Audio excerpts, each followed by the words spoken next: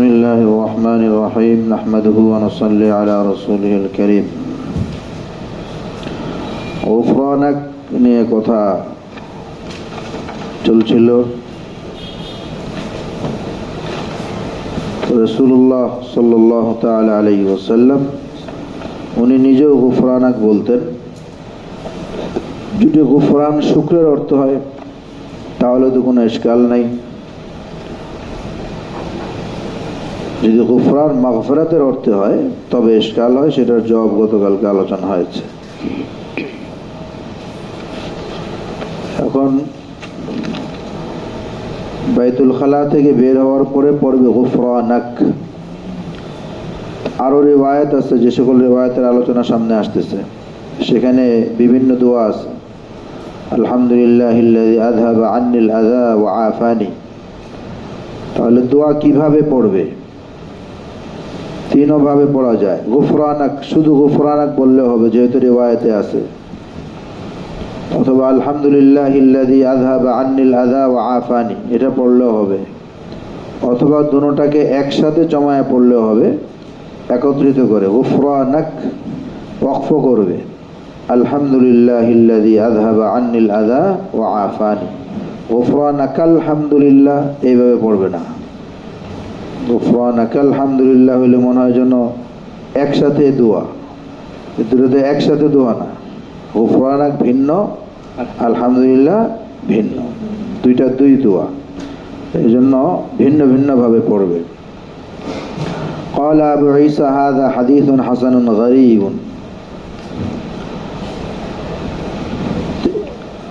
هذا حديث حسن غريب।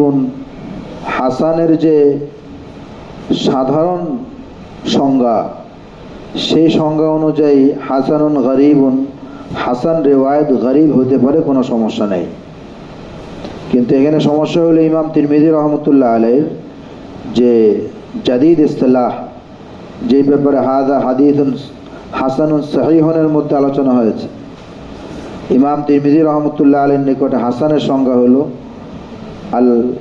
আল হাদিসুল্লাযী আল হাদিস الذي يروى وليس في إسناده من يتهم بالكذب ولا يكون الحديث شاذا ويروى من غير وجه هكذا إمام ترمذي وهذا عندي حديث حسن। কিতাব ইলাল ইমাম তিরমিজি রহমতুল্লাহ আলাইহি হাসান হাদিসের সংজ্ঞা এইভাবে করেছেন যে আল্লাযী ইউরওয়া ওয়ালাইসা ফি ইসনাদিহি মা ইউত্তাহামু বিল কিযব, যার সনদের মধ্যে মুত্তাহাম বিল কিযব থাকবে না। ওয়ালা ইয়াকুনুল হাদিসু শাযান, হাদিসটা শায হইতে পারবে না। ওয়া ইউরওয়া মিন গায়রি ওয়াজহিন হাকাযা, এবং এই ধরনের আরও সনদে বর্ণিত হতে হবে। তাহলে বোঝা যায় হাদিসে হাসান হওয়ার জন্য একাধিক সনদে হাদিসটা বর্ণিত হইতে হবে। আর গরিব বলা হয় সনদের কোনো এক জায়গায় শুধুমাত্র একজন রাবি পাওয়া যায়, এর বেশি রাবি পাওয়া যায় না, সেটাকে গরিব বলা হয়। তো ইমাম তিরমিজি রহমতুল্লাহ আলাইহির নিজস্ব ইসতিলাহে অনুযায়ী হাসান এবং গরিবের মধ্যে তাআরুজ পাওয়া যায়, তাবায়ুন পাওয়া যায়। দুইটা বিপরীত জিনিস, তো একসাথে হলো কিভাবে?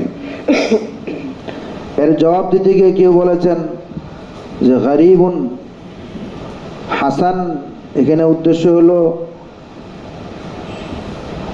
রেওয়ায়াতে কাসীরা, এই হাদিসের রাবি অনেক বটে, কিন্তু কোনো এক জায়গায় গিয়ে রাবি একজন হয়ে গেছেন, সেই কারণে হাদিসটা গরিব।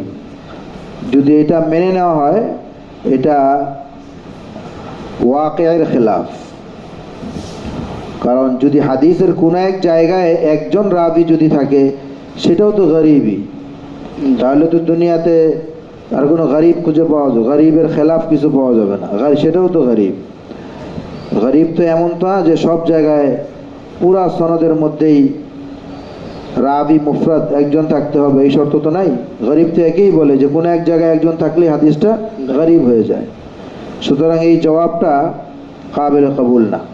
ইমাম ইবনে হাজার আসকালানী রহমতুল্লাহ আলাইহি জবাব দিয়েছেন যে ইমাম তিরমিজি রহমতুল্লাহ আলাইহি যেখানে শুধুমাত্র হাসান বলেন, সেখানে ওনার ব্যক্তিগত ইস্তেলাহ উদ্দেশ্য। আর যেখানে হাসানের সাথে গরিব যোগ করে দেন সেখানে হাসান দ্বারা আম ইস্তেলাহি হাসান উদ্দেশ্য।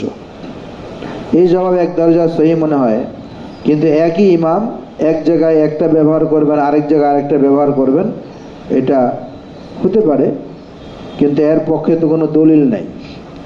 ইবনে হাজার আসকালানী রহমতুল্লাহ আলাইহি যেটা বলেছেন এর পক্ষে কোনো দলিল নাই।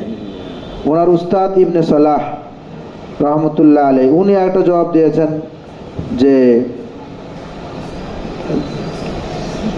যে সকল জায়গায় ইমাম তিরমিজি রহমতুল্লাহ আলাইহি যে হাসানের যে সংজ্ঞা করেছেন কিতাবুল ইলালে, এই হাসান দ্বারা হাসান লিগাইরি উদ্দেশ্য, হাসান দ্বারা হাসান লিগাইরি উদ্দেশ্য। সুতরাং হাসানুন গরিবের মধ্যে যে হাসান বলা হয়েছে এই হাসান মূলত কিতাবুল ইলালে যে সংজ্ঞা করেছেন সেই হাসান এই হাসান নয়। উনি কিতাবুল ইলালে যে হাসানের সংজ্ঞা করেছেন সেটা হলো হাসান লিগাইরি, আর এটা হলো হাসান লিজাতি। এটাও সুন্দর মনে হয়, কিন্তু এর পক্ষে কোনো দলিল নেই। সবচেয়ে সুন্দর জবাব ইমাম তিরমিজি রহমতুল্লাহ আলাইহির বক্তব্যের দ্বারা এটা প্রকাশ পায়, সেটা হলো গরিবের যে সংজ্ঞা আম ইস্তেলাহ, ইমাম তিরমিজি রহমতুল্লাহ আলাইহির নিকটে যেমন হাসানের ভিন্ন ইস্তেলাহ আছে, গরিবের ওনার নিকটে ভিন্ন ইস্তেলাহ আছে। ইমাম তিরমিজি রহমতুল্লাহ আলাইহি কিতাবুল ইলালে বলেছেন গরিব ওনার নিকট তিন অর্থে ব্যবহার হয়। একটা হলো সাধারণ যেটা ইস্তেলাহ, যে সনদের কোনো এক জায়গায় শুধুমাত্র রাবি একজন থাকে, এটাকে গরিব বলা হয়, এটা ওনার নিকটে গরিব। আরেকটা হলো রাবি কাসির থাকবে কিন্তু সনদান কোনো এক জায়গায় সনদের মধ্যে জিয়াদত পাওয়া যাওয়ার কারণে এটাকে উনি গরিব বলে দেন। তিন নম্বর হলো রাবি কাসির কিন্তু কোনো এক মতনের কোনো জিয়াদতের কারণে এটাকে গরিব বলে দেন। তাহলে আম ইস্তেলাহ অনুযায়ী ওনার নিকটে গরিব, আবার ওনার জাদিদ ইস্তেলাহ যে রুয়াদ কাসির হওয়া সত্ত্বেও যদি সনদের মধ্যে কোথাও জিয়াদত থাকে সেটাকে উনি গরিব বলে দেন, অথবা মতনের মধ্যে কোনো জিয়াদত থাকে সেটাকে উনি গরিব বলে দেন। তাহলে ওনার পরের দুই সংজ্ঞা গরিবের যেই, সেই সংজ্ঞার সাথে এই হাসান এবং গরিবের তাহলে কোনো তাবায়ুন থাকে না। তো হাসান তাহলে বোঝা গেল ইমাম তিরমিজি রহমতুল্লাহ আলাইহির নিকটে কাসিরুল রুয়াত থাকা সত্ত্বেও সেই হাদিসটা গরিব হতে পারে। তো সেই হিসাবে হাসান ওনার নিকটে কাসিরুল রুয়াত হতে হবে, সাজ হতে পারবে না। তো গরিব কাসিরুল রুয়াত দুইটার মধ্যে কোনো তাবায়ুন নাই। তো এই ইমাম তিরমিজি রহমতুল্লাহ আলাইহির নিজস্ব বক্তব্যটা সামনে নিয়ে আসলে তো এখানে আর কোনো এশকাল থাকে না, কোনো প্রশ্ন থাকে না। এরপর ইমাম তিরমিজি রাহমাতুল্লাহ আলাইহি বলতেছেন লা নারিফু ইল্লা মিন হাদিসি ইসরাঈল আন ইউসুফ ইবনে আবি বুরদা ওয়া আবু বুরদা ইবনে আবি মুসা ইসমুহু আমির ইবনে আব্দুল্লাহ ইবনে কায়েস আল-আশআরী ওয়া লা ইউরাফু ফি হাযাল বাব ইল্লা হাদিসু আয়েশা। ইমাম তিরমিজি রাহমাতুল্লাহ আলাইহি বললেন যে এই বাবের মধ্যে আম্মাজান আয়েশা রাদিয়াল্লাহু তাআলা আনহার হাদিস ছাড়া অন্য কোনো হাদিস এখানে জানা নেই, মানে পাওয়া যায় না। অথচ কাসির রিওয়ায়াতের মধ্যে এই হাদিসের বর্ণনা আছে। যেমন ইবনে মাজার মধ্যে এই রিওয়ায়াত আছে, সেখানে আছে রাসূলুল্লাহ সাল্লাল্লাহু আলাইহি ওয়াসাল্লাম যে দোয়া করতেন আলহামদুলিল্লাহিল্লাযী আযহাবা আন্নিল আযা ওয়া আফানি, এই রিওয়ায়াত আছে। আবার আমুল ইয়াউমি ওয়াল লাইলা লি ইবনে সুন্নি, সেটার মধ্যে আছে আলহামদুলিল্লাহিল্লাযী আযহাবা আন্নিল হাযান ওয়াল আযা ওয়া আফানি। মুসান্নাফ ইবনে আবি শাইবার মধ্যে আছে রাসূলুল্লাহ সাল্লাল্লাহু আলাইহি ওয়াসাল্লাম দোয়া করতেন আলহামদুলিল্লাহিল্লাযী আযহাবা আন্নি মা ইউযিনি ওয়া আবকা মা ইয়ানফাউনি। আলহামদুলিল্লাহ, আল্লাহ পাকের প্রশংসা যিনি আমার ভিতর থেকে বের করে দিয়েছেন ওই জিনিসগুলো যেটা আমার জন্য ক্ষতিকারক, আর যেটা আমার জন্য উপকারী সেটা ভিতরে রেখে দিয়েছেন। মূলত প্রস্রাব এবং পায়খানা উভয় জায়গায় মূলত এই কাজটা হয়। প্রস্রাব কিডনি মানুষের প্রয়োজনীয় বিষয়গুলো, প্রয়োজনীয় উপাদানগুলো শরীরে রেখে দেয়, অপ্রয়োজনীয় উপাদানগুলো বের করে দেয়।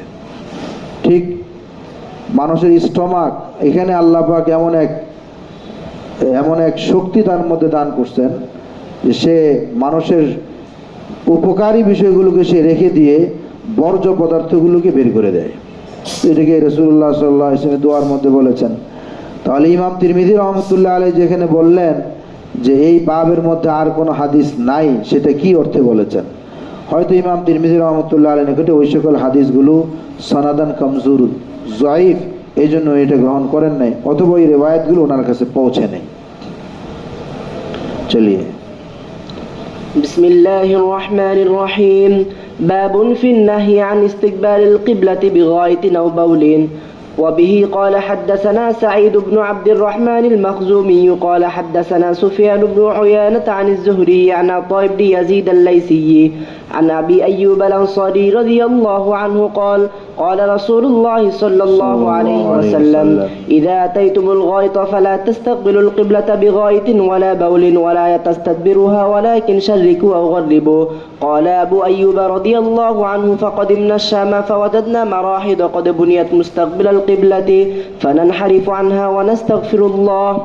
وفي الباب عن عبد الله بن الحارث ومعقل بن أبي الهيثم ويقال معقل بن أبي معقل وأبي أمامة وأبي هريرة وسهل بن حنيف رضي الله عنهم.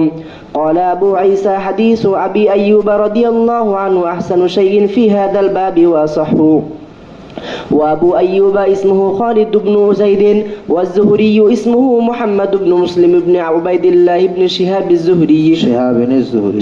الزهري وكنيته أبو بكر. قال أبو الوليد المكي قال أبو عبد الله الشافعي إنما معنى قول النبي صلى الله عليه وسلم لا تستقبلوا القبلة بغائط ولا بول ولا تستدبروها إنما هذا في الفيافي فأما في الكنف المبنية له رخصة في أن يستقبلها. وهكذا قال إسحاق وقال أحمد بن حنبل إنما الرخصة من النبي صلى الله عليه وسلم في استدبار القبلة بغائط أو بول. فأما استقبال القبلة فلا يستقبلها كأنه لم يرى في الصحراء ولا في الكنيف أن يستقبل القبلة. चलिए باب ما جاء من الرخصة في ذلك. وبه قال حدثنا محمد بن بشار ومحمد بن المثنى قال حدثنا أنهما قال حدثنا وهب بن جرير قال حدثنا أبي عن محمد بن إسحاق عن أبي أبان بن صالح عن مجاهد عن جابر بن عبد الله رضي الله عنهما قال نهى النبي صلى الله عليه وسلم أن نستقبل القبلة ببول فرأيته قبل أن يقبض بعام يستقبلها. وفي الباب عن أبي قتادة وعائشة وعمار رضي الله عنهم. قال أبو عيسى حديث جابر في هذا الباب حديث حسن غريب. وقد روى هذا الحديث ابن لهيعة عن أبي الزبير عن جابر عن أبي قتادة رضي الله عنهما أنه رأى النبي صلى الله عليه وسلم يبول مستقبل القبلة. أخبرنا بذلك قتيبة قال أخبرنا ابن لهيعة. وحديث جابر رضي الله عنه عن النبي صلى الله عليه وسلم أصح من حديث ابن لهيعة. وابن لهيعة ضعيف عند أهل الحديث ضعفه يحيى بن سعيد القطان وغيره. وبه قال حدثنا هناد قال حدثنا عبدة عن عبيد الله بن عمر عن محمد بن يحيى بن حبان عن عمه واسي بن حبان عن ابن عمر رضي الله عنهما قال رقيت يوما على بيت حفصة فرأيت النبي صلى الله عليه وسلم على حاجته مستقبل الشام مستدبر الكعبة. هذا حديث حسن صحيح. باب في النهي عن استقبال القبلة بغائط أو بول. ইস্তেকবালান কোনো জিনিসের মুখোমুখি হওয়া, কোনো দিকে চেহারা ফিরানো, কোনো দিকে মুখ করে থাকা। তো ইস্তেকবাল কিবলা, কেবলার দিকে ফিরা, কেবলার দিকে চেহারা করা, কেবলার দিকে ফিরা। গায়েত বলে নসিবি জমিনকে, নিচু জমিনকে গায়েত বলে।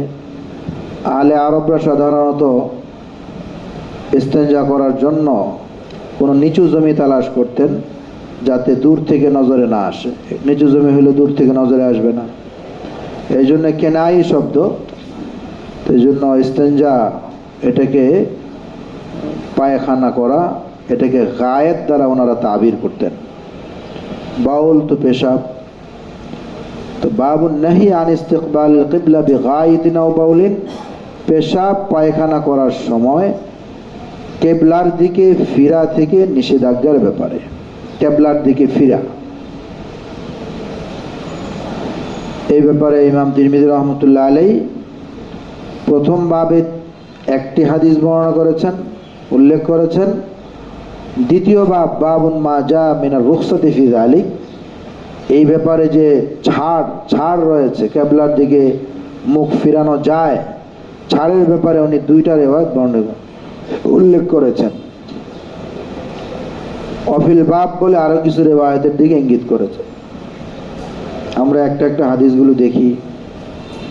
প্রথম হাদিস, হাদাসানা সাঈদ ইবনে আব্দুর রহমান আল মখজুমি সিকারাবি, সুফিয়ান ইবনে উয়াইনা ইমাম, জুহরি ইবনে শিহাব জুহরি আন আতা ইবনে ইয়াজিদ আল-লাইথি মশহুর তাবিঈ, আবি আইয়ুব আনসারি মশহুর সাহাবী, নবী করিম সাল্লাল্লাহু তাআলা আলাইহি ওয়াসাল্লাম মদিনা শরীফে গিয়ে পহেলা যার ঘরে উঠেছিলেন। قال قال رسول الله صلى الله تعالى عليه وسلم إذا أتيتم الغائط فلا تستقبلوا القبلة بغائط ولا بول, যখন তোমরা ইস্তেঞ্জা করতে যাবে, সুতরাং বা ইস্তেঞ্জা করতে আসবে যাবে, ফালা তাস্তাকবিলুল কিবলাতা বিগাইতিন, তোমরা ইস্তেঞ্জা করার সময়, পেশাব পায়খানার সময় কেবলার দিকে মুখ করবে না। ওয়ালা তাস্তাদবিরুহা, কেবলার দিকে তোমরা পিঠ দিবে না। তো কেবলার দিকে মুখ করবে না, কেবলার দিকে পিঠও করবে না। ওয়ালাকিন শাররিকু আও গাররিবু, তোমরা পশ্চিম দিকে অথবা পূর্ব দিকে চেহারা করে বসবে। ক্বালা আবু আইয়ুব ফাকাদিমনা শাম, আমরা শাম দেশে গেলাম। ফাওয়াজাদনা মারাহিদা قد بنيت مستقبل القبلة, মারহাজ, রাহাদা ইয়ারহাজু, রাহাজান অর্থ কোন জিনিস ধোয়া, মারহাজ ধোয়ার জায়গা, ধোয়ার জায়গা। কেনায়াতান ইস্তেঞ্জাখানা, কেনায়াতান শৌচাগার, সেটাকে মারহাজ বলা হতো।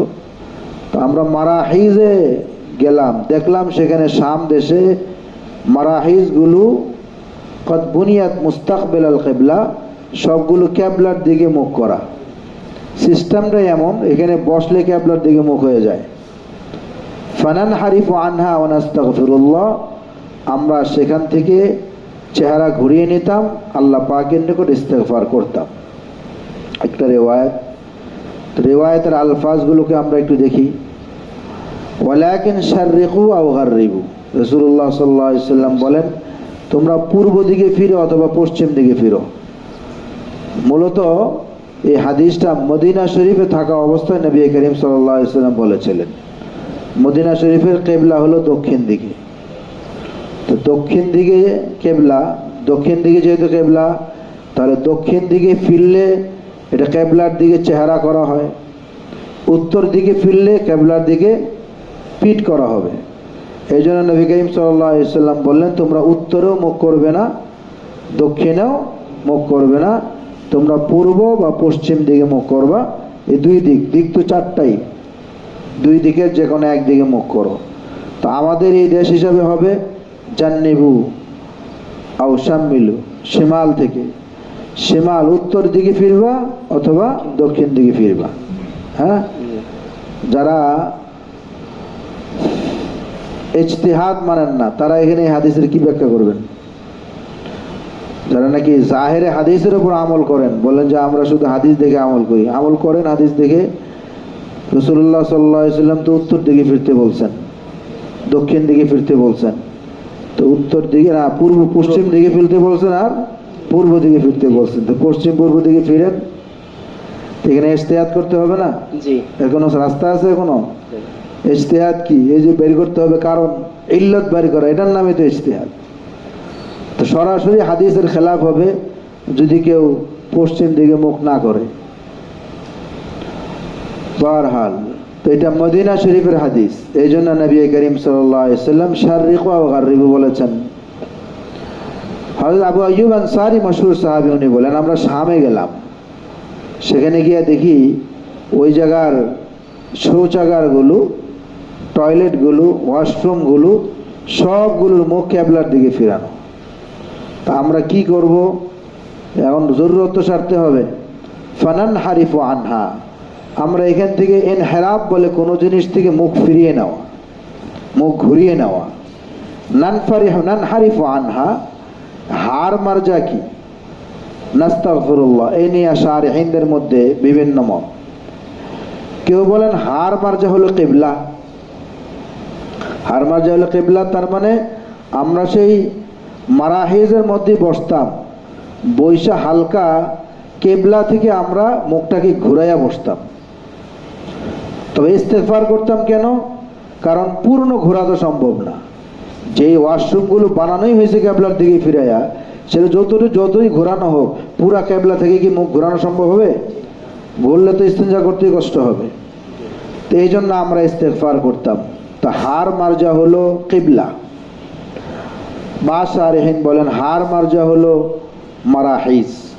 আমরা মারাহিজ থেকেই আমরা ঘুরে মুখ ফিরিয়ে নিতাম, তার মানে সেই মারাহিজগুলোতে আমরা ইস্তেঞ্জা করতাম না, আমরা অন্যত্র ইস্তেঞ্জা করতাম। কিন্তু এটা বাঈদ, এটা এই জন্য বাঈদ কারণ যে সকল জায়গায় ওয়াশরুমের ব্যবস্থা থাকে, যেহেতু এখানে স্পষ্ট বোঝা যাচ্ছে মারাহিজ এক দুইটা না, একাধিক মারাহিজ সেখানে নির্মিত ছিল, এরকম জায়গায় অন্যত্র ইস্তেঞ্জা করার জায়গা সাধারণত থাকে না।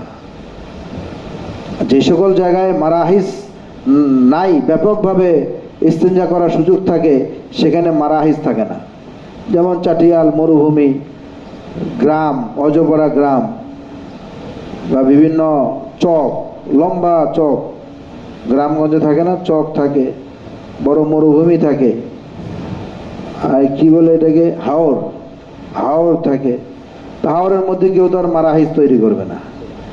আর যেখানে আবাদি আছে, এখানে মারাহিজ তৈরি করে, তার মানে এখানে অন্য কোনো জায়গায় ইস্তেঞ্জা করার সুযোগ থাকে না। তো ফানান হারিফু আনহা ওয়া নাস্তাগফিরুল্লাহ, যদি এই অর্থ ধরা হয়, তাহলে ইস্তেগফার কি অর্থে আসবে? ইস্তেগফার অর্থ হলো যারা তৈরি করছে না বুঝে, তাদের জন্য আমরা ইস্তেগফার করতাম, এই অর্থ নিতে হবে। প্রথম অর্থ নেওয়াটাই সুন্দর এবং সেটা বেশি রাজে মনে হয়, যে কেবলা থেকে আমরা হালকা ঘুরে যেতাম, যেহেতু পুরা ঘোরা সম্ভব হতো না, এই জন্য আমরা আল্লাহ পাকের দরবারে ইস্তেগফার করতে থাকতাম। ওয়াফিল বাবি আন আব্দুল্লাহ ইবনুল হারিস ওয়া মাকিল ইবনে আবিল হাইসাম ওয়া ইয়াকাল মাকিল ইবনে আবি মাকিল ওয়া আবি উমামা ওয়া আবি হুরায়রা ওয়া সাহল ইবনে হুনাইফ قال আবু ঈসা হাদিস আবি আইয়ুব আহসানু শাইইন ফি হাযাল বাব ওয়া সাহ। এই অধ্যায়ের যত হাদিস আছে, সবগুলো হাদিসের মধ্যে আবু আইয়ুব আনসারী রাদিয়াল্লাহু তাআলা হাদিসটা সবচেয়ে ভালো, আহসান সনদের দিক থেকে। ওয়া আসাহ, আবু আইয়ুব ইসমু খালিদ ইবনে যায়েদ ওয়া যুহরি ইসমু মুহাম্মদ ইবনে মুসলিম ইবনে উবাইদুল্লাহ ইবনে শিহাব আয-যুহরি, কুনিয়াতুহু আবু বকর ইবনে শিহাব যুহরি, ওনার কুনিয়াত হলো আবু বকর।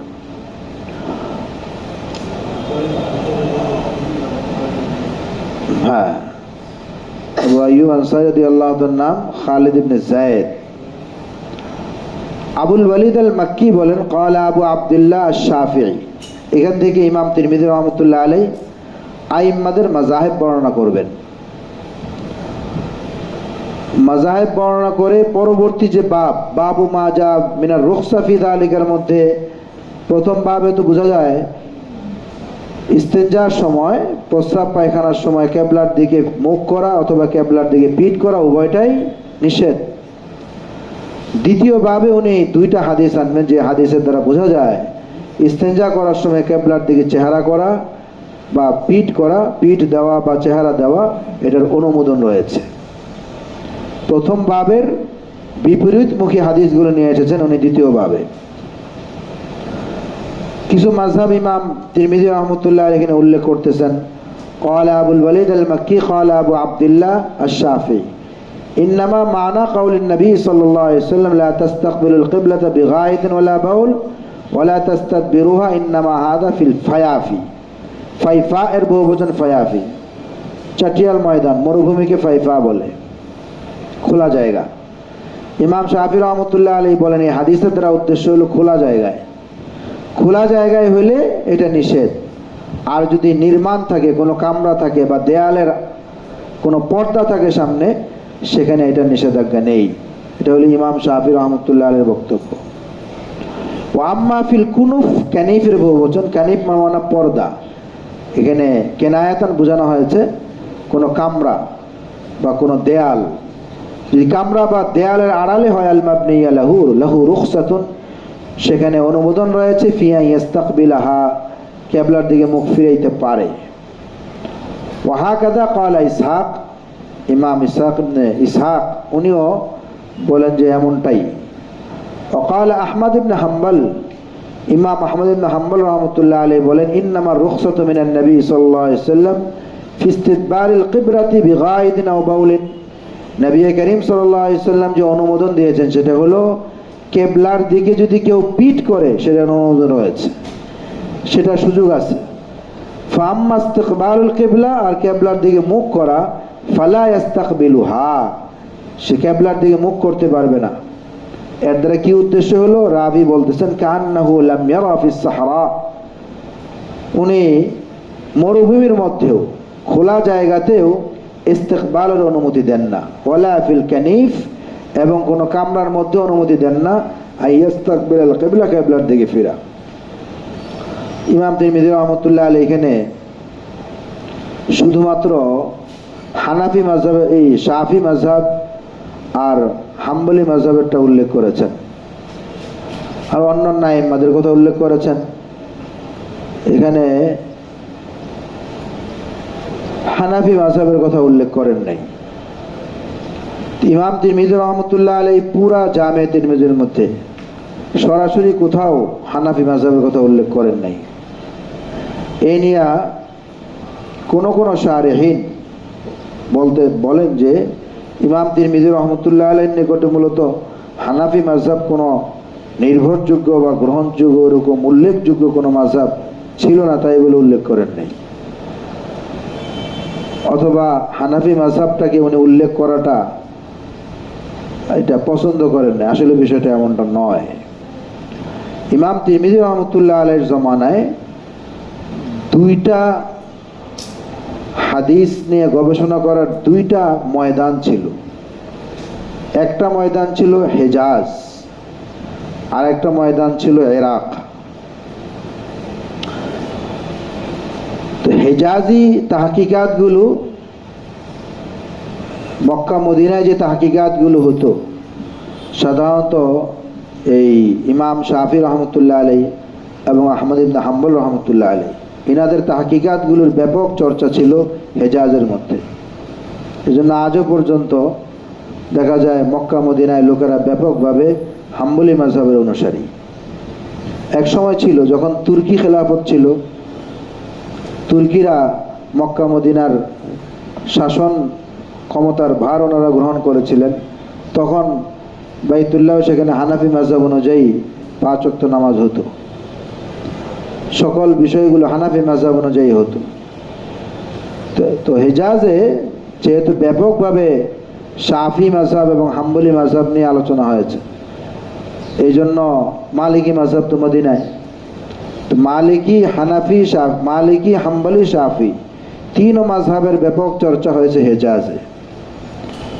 তো হেজাজি মাকতাবায়ে ফিকরিয়াটা ইমাম তিরমিজি রহমতুল্লাহ আলাইহির সামনে ছিল, ব্যাপক চর্চা ছিল এবং সেটা ওনার সামনে ছিল।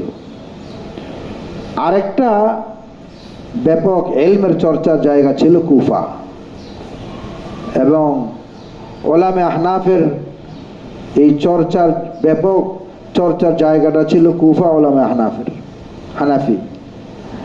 সরাসরি যেহেতু ইমাম তিরমিজি রহমতুল্লাহ আলাইহি আবু হানিফা রহমতুল্লাহ আলাইহি থেকে, অথবা সরাসরি সেখান থেকে উনি গ্রহণ করেন নাই বা ওনার কোনো মাধ্যমে অল্প ওয়াসিতে ওনার নিকটে হানাফি মাযহাব পৌঁছে নাই, যেহেতু হাদিসের কিতাবে সনদের একটা গুরুত্বপূর্ণ বিষয়, যেহেতু মজবুত সনদে এই বিষয়গুলো ওনার কাছে পৌঁছে নাই, বরং বিল ওয়াসিতা পৌঁছেছে, এই জন্য সরাসরি উনি ইমামে আজম আবু হানিফা রহমতুল্লাহ আলাইহির নাম এই কিতাবে উল্লেখ করেননি। যেহেতু সরাসরি ওনার থেকে উনি কিছু গ্রহণ করেননি, ওনার মাকতাবে ফিকরিয়া থেকে সরাসরি গ্রহণ না করার কারণে, যেহেতু এই বিষয়টা সনদের সাথে সম্পৃক্ত, এই জন্য উনি অন্য কোনো ইমামের নামে সেটা উল্লেখ করেছেন। তো বিভিন্ন জায়গায় ইমামে আজম আবু হানিফা রহমতুল্লাহ আলাইহির মাযহাবটাকে উনি উল্লেখ করবেন, কিন্তু ইমামে আজম আবু হানিফা রহমতুল্লাহর নাম উল্লেখ করবেন না।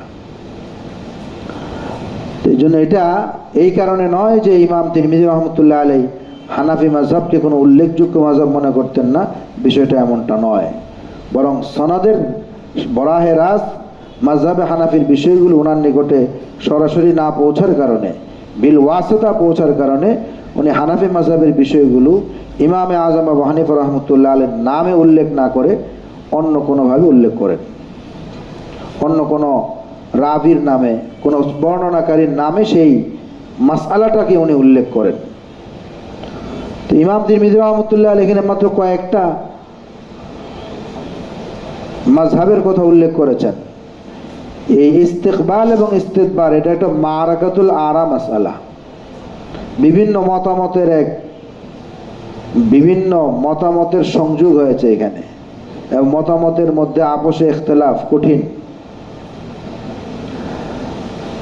এই ইখতিলাফটা বোঝার জন্য কয়েকটা ভাগে যদি আমরা ইখতিলাফটাকে ভাগ করি, আমাদের মনে রাখতে সুবিধা হবে। এক নম্বর বিষয়, ইখতিলাফের বুনিয়াদ হলো ইস্তিকবাল ইস্তিদবার এটা কোনো জায়গার সাথে সম্পৃক্ত কি না। এই ব্যাপারে শুধুমাত্র ইমাম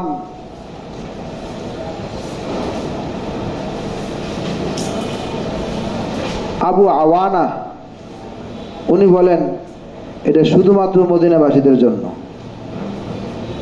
এটা একটা মাযহাব, জায়গার সাথে সম্পৃক্ত, উনি বলেন জায়গার সাথে খাস।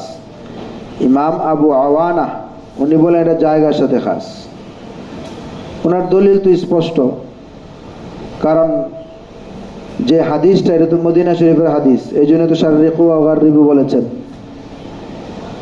তো ইমাম আবু আওয়ানা উনি বলেন যে এটা শুধুমাত্র মদিনার সাথে খাস, উনি ছাড়া সবাই বলেন এটা মদিনার সাথে খাস না, এটা ব্যাপক, এই বিধানটা ব্যাপক। নম্বর 2, এটা কি শুধু বাইতুল্লাহর সাথে খাস নাকি অন্য জায়গার সাথেও সম্পৃক্ত?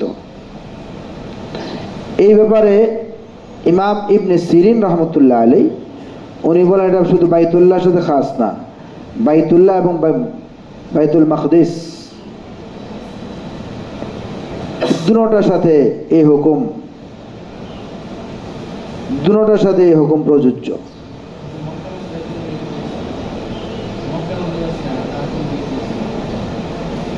জোরে কার কথা অনুযায়ী?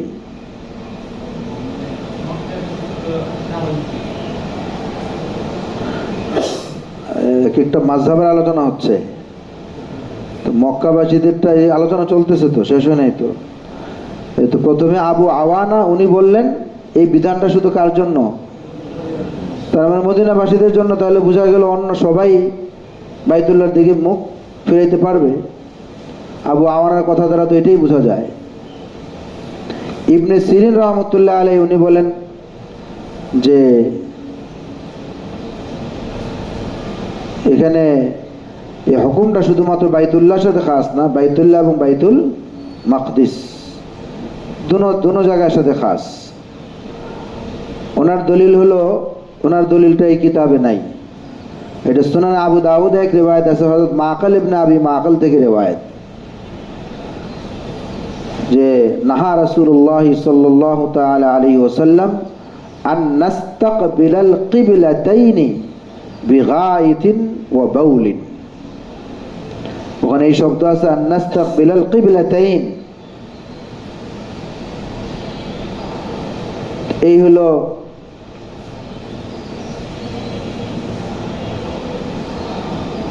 দ্বিতীয় কৌল যে বাইতুল্লাহর সাথেও এটা সম্পৃক্ত, মসজিদ আকসা বাইতুল মাকদিসের সাথেও এটা সম্পৃক্ত। এই খাস জায়গা এবং বাইতুল্লাহ এবং বাইতুল্লাহ ছাড়া বাইতুল মাকদিস, এই দুই বিষয়ের ব্যাপারে শুধুমাত্র এই দুইজনের কৌল।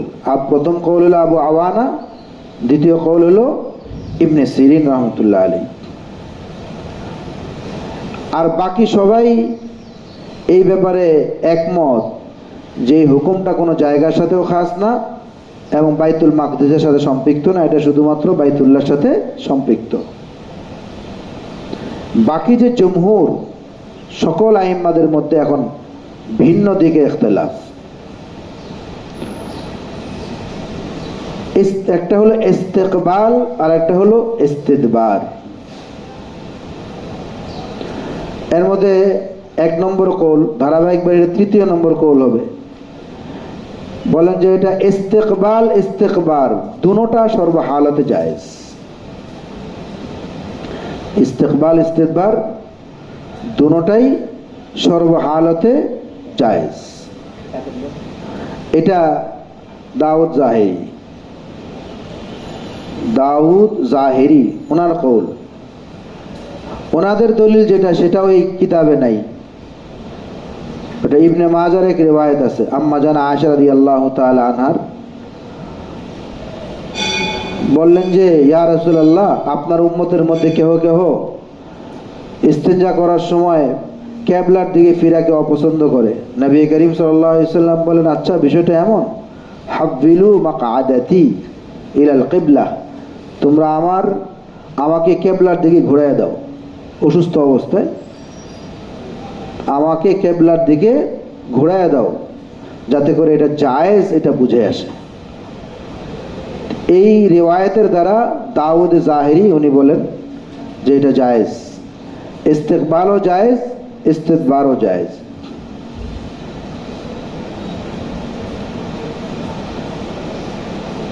সর্বাবস্থায়। 4 নম্বর কৌল, ইস্তেকবাল ইস্তিদবার সর্বাবস্থায় হারাম। সর্বাবস্থায় ইস্তেকবাল ইস্তিকবাল সর্বাবস্থায় হারাম। চাই সামনে কোনো বাধা থাকুক বা না থাকুক, খোলা ময়দানে হোক বা কোনো নির্মাণ কামরার ভিতরে হোক, যে কোনো জায়গায় থাকুক না কেন, সর্বহালাতে এটা না জায়েজ। এটা জমহুরের কৌল। ইমামে আজম আবু হানিফা, আব্দুল্লাহ ইবনে মাসউদ এবং ইমাম মালিক রহমতুল্লাহ আলাইহির কৌল। এটা জমহুরের কৌল এবং হানাফি মাযহাবের ফতোয়া এর উপরে। 4 নম্বর কৌল, ইস্তেকবাল ইস্তেকবার দুটোটাই, ইস্তেকবাল ইস্তিদবার দুটোটা সর্বহালতে নাজায়েজ, হারাম। হানাফি মাযহাবের আরেকটা কৌল আছে, 5 নম্বর কৌল লিখে রাখেন, ইস্তেকবাল ইস্তেকবার মাকরুহে তানজিহি। মাকরুহে, এটা ইমামে আজম আবু হানিফা রহমতুল্লাহ আলাইহি থেকে একটা কৌল। 6 নম্বর কৌল, এটা ইমাম শাফি রহমতুল্লাহ আলাইহি বলেন যে ইস্তেকবাল ইস্তিদবার যদি সাহরার মধ্যে হয় তাহলে না জায়েজ, বুনিয়ানের মধ্যে হলে জায়েজ। যদি খোলা জায়গায় হয় তাহলে না জায়েজ, যদি কোনো পর্দা বা কোনো দেয়াল বা কোনো কামরার মধ্যে হয় তাহলে এটা জায়েজ। এটা ইমাম শাফি রহমতুল্লাহ আলাইহির কৌল।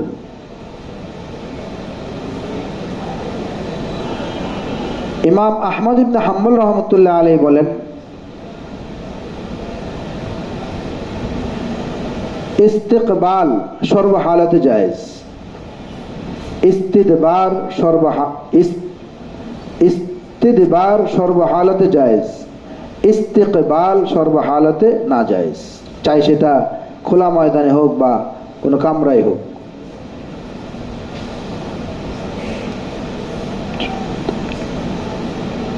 আলহামদুলিল্লাহি রাব্বিল আলামিন।